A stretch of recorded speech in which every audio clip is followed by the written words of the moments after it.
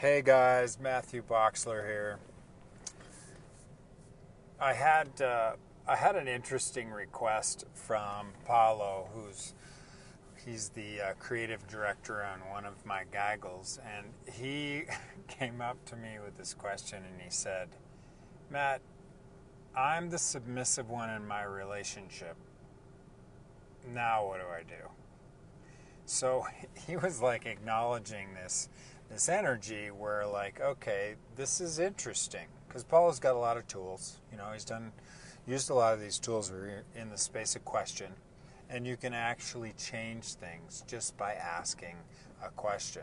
And that question just like hit me right between the eyes, because I'd really never thought about it, because I have always been in the dominant role for the most part in all of, well, I think for most part in my monogamous relationship history. So I want to talk about this, and if people on the feed have questions, I want to hear from you guys too, or if follows on it, that's a possibility too. So the first thing that I'm talking about here is there's this thing called the relationship algorithm, okay? And an algorithm goes like this. It says, if A happens, then your choices are B or C. That's all you get. You get to that T in the road, and you can only choose B or C when you're presented with a particular situation or you're presented with an energy. So what if it didn't have to be a two-door or two-possibility world when you're looking at relationship, okay? So in order to do that, you've pretty much got to step into something else. You have to step out of that. And the reason I'm saying that is this. How many people on planet Earth are supporting the current relationship algorithm as the right way to do it? Most of them, or just a few of them? Probably most of them. I'm just going to give you an answer. I'm not supposed to give you answers, but you could probably look this up on Google and it would say the same thing. Okay? So most people are already trying to hold that in place, that you either are in a relationship in the way you're supposed to be, or you're getting the boot and you're out because you did something wrong. Okay? Now, the same thing applies with dominant and submissive, right? Because relationships are this interesting algorithm where reality, once you're in a relationship, let's say it's like this sphere, okay? And here's dominant woman, and here's submissive man, because we're going to talk about Paulo's particular situation here. And so in order for this to be the case, person A over here, when they're not in a relationship, they're a whole sphere. Person B here, they're also a whole sphere. Now when they're coming together, they have to become half sphere and half sphere. Oh, that kind of looks like that love thing. That is weird. I never knew that. Okay, but that's not the point. So they used to be two whole people. Everything was possible. This person gets to be dominant or submissive whenever they need to in all the rest of their life. And this person does too. But now they've decided to jump into this reality's version of relationship, and so they're like, okay, I'm going to become a half. Or it's almost like a half an ass instead of a whole ass. Okay? And then, I'll be a half. I'll cut off half of everything that I know I'm capable of doing, and I'll cut off half of everything so that we can click together and make half as much possible instead of this, which is like, how much more? This is like more than twice as much possible. Now, I'm not saying anything here. I'm just showing you the dynamics of this reality's way of doing the relationship algorithm. So instead of being two big holes, I don't mean like holes like that, like wholeness, two wholenesses, and cutting half of yourself off so you can bind together in some chemical composition where you throw away half of yourself in order to get something that this algorithm of relationship says is possible. Why don't we look at some different possibilities? Might as well, right? Are you guys bored with the way relationship works, or is it perfect? You never want to change it for the next 100 years. Bored or perfect? Yeah, okay, so if you're watching this video, you're probably bored. Okay, so here's what we're going to talk about it. So what if conscious relationship meant that you didn't have to cut off any of your parts? You don't have to shift from whole person to half person, okay? How fun would that be? Nah, yeah, right. Now, so the next thing you're doing is you're going, well, how the hell do I do that? Well, first of all, it's a choice. Would you be willing to choose you 101% whenever you're with someone else you've made significant? Yeah, I know that's the wrong way to do it in this world, but you guys are on this Facebook Live, so I'm talking to the energy, you're bringing it. Now, if you were to choose yourself 101% and stay in the wholeness, the fullness, the total possibility of everything you be, and ask for the universe to show you some people that are willing to never give themselves up, never compromise themselves, and never sell themselves short for another person to show up, then you would start to see an entirely different spectrum of people and possibilities in the rest of your life if you apply this relationship algorithm anywhere else. You would see a huge difference of an expansion of possibilities show up, okay? Now, it might not be as many people, but it would be people with a lot more space and possibilities and openness, okay? No, I'm not talking about living on a commune, though. I can hear you guys talking in the background about that. That's not what I'm talking about.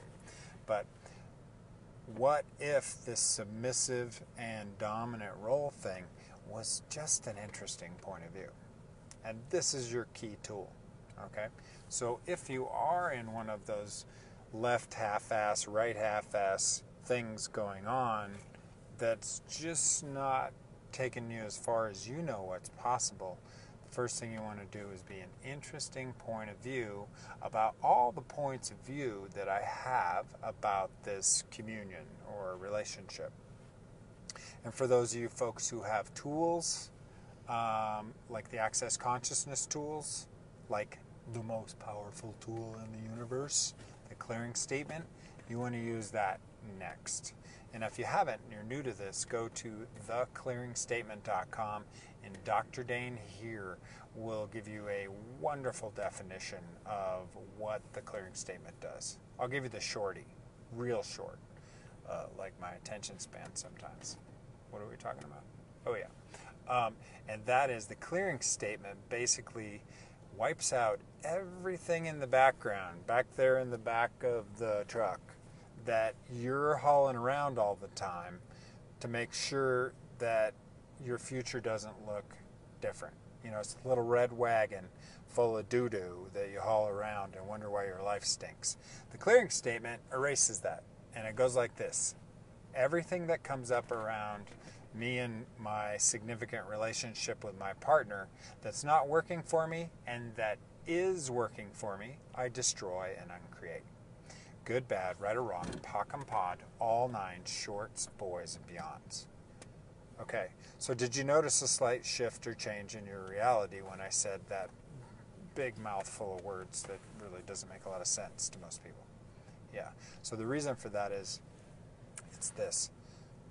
The clearing statement was developed over 30 years, and it was created by Gary Douglas of Access Consciousness and Dane Here, the co-founder, because they recognized there was this possibility in the world that they could not see, but in like 1% of the world, okay?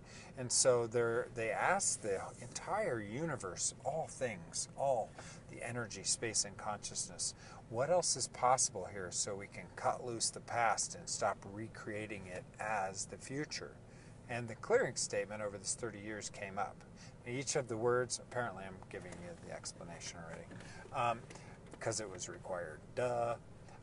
So the clearing statement, as these words are spoken to, good and bad, right and wrong, POC and POD, all nine, shorts, boys, and beyonds, what happens is all the energies of solidification, of significance, of stop, of everything that stops energy from continuing to evolve can diffuse. Just like that. Good, bad, right or wrong, POC and POD, all nine, shorts, boys, and beyonds. Okay? So those are your two tools, clearing statement and interesting point of view, which is interesting point of view. What are the interesting points of view I have about my relationship? Oh, I've already decided it's going to be this way. Well, I'm going to destroy and uncreate it with the clearing statement. Okay?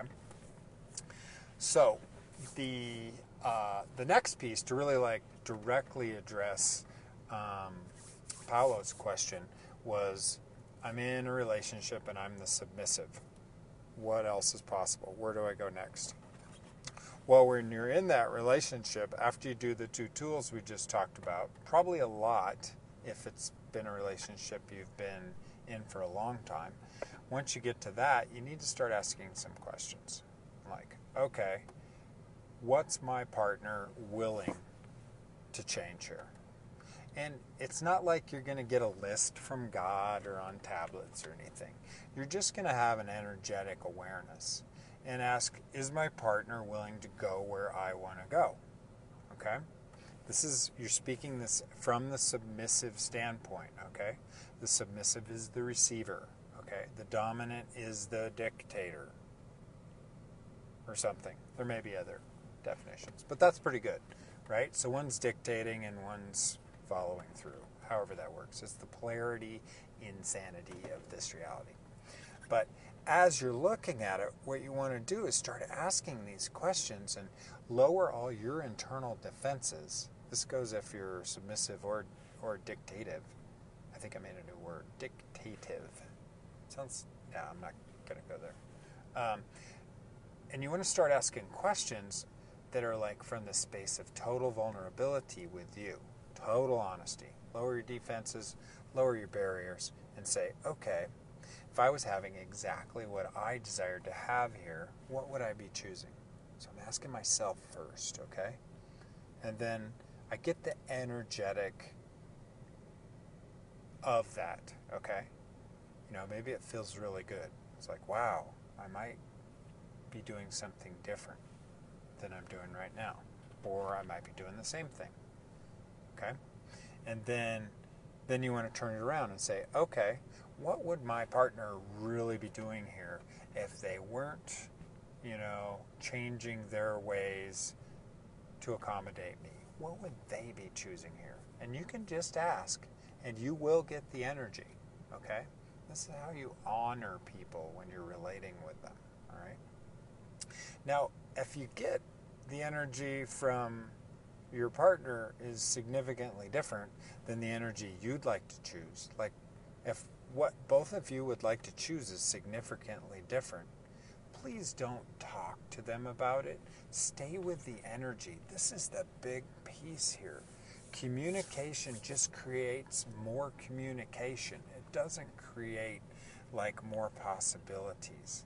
And I know our entire reality is said, talk about it, sit down and talk about it, talk. But talking, all it does is creates more defined things for you guys to push up against each other. Okay, I said this, and I'm going to push up against that, okay? It's a real stretch, and it may stretch you into a very different type of relationship, which is cool, right? If you guys are on this, who's not looking for something different? Or do you have something that's so perfect that it's just like spot on and you want to keep this the rest of your life? Well, we're going to go with what Paolo's talking about because he brought the question to the Lisa Rosenbaum from Skagway, Alaska. Hey, that's cool. How cool is that? Because he brought the question to the conversation. And it's like, so if you are in that submissive role, which is just receiving, and it's also not usually being the chooser or the dictator, if you will. These are kind of rough in terms and all. What you want to ask is, first of all, what would I choose if I wasn't in this relationship? Okay? And destroy and uncreate everything that comes up around that. good, bad, right or wrong, POC and POD, all nine shorts, boys, beyonds. And yes, you may elicit or solicit all kinds of different energies that come up from your partner. And that's why I'm saying initially don't talk about it. Just be with this and your awareness, okay? Because if your partner really cares for you, your partner's going to get the awareness too, okay? And you don't even have to do any lip service. You can kiss if you want, but you don't have to talk. That's what I'm saying. Okay. And then as you continue to ask these questions internally with yourself, new things, there you go, Adriana just said it, new things may be able to show up, and you need to allow those new possibilities to show up and not know, here's your key point, not know how they're going to show up, how you're going to create them. Because as soon as you go to try to figure it out or stamp it down or put things in place and put some structure and form around it, you're going to destroy all the magic of the possibilities. So would you guys be willing to ask for those things that you're sure are not possible in your relationship, that you gave up a long time ago, and allow them to show up in a way that's out of your control? Allow them to show up in a way where you don't actually have to go out, and start marching your way into creating something else. You're just going to allow it. Allowance, allowance, allowance. It's one of the key features that is often missing from the relationship algorithm of this reality. Because if you're in total allowance, guess what? There's no way that there's going to be any hard edges for anybody to push against. And everything continues to move and flow and shift and change. And I know when I'm relating to people, I love it. I personally look for that. I ask for that. I'm out there like pulling it in. The people who are in allowance come to me, and let's be in allowance of each other more. Because if the whole world was in total allowance, you wouldn't have any wars, there'd be no racism, there'd be no judgment. It'd be really weird, but it'd be really fun, right? Okay. So I hope this helps what we were talking about, being a submissive indirectly. I know it doesn't make sense, but often when you're trying to address something that never changes, it's because you're not looking at exactly what needs to change. So bigger picture, bigger tools.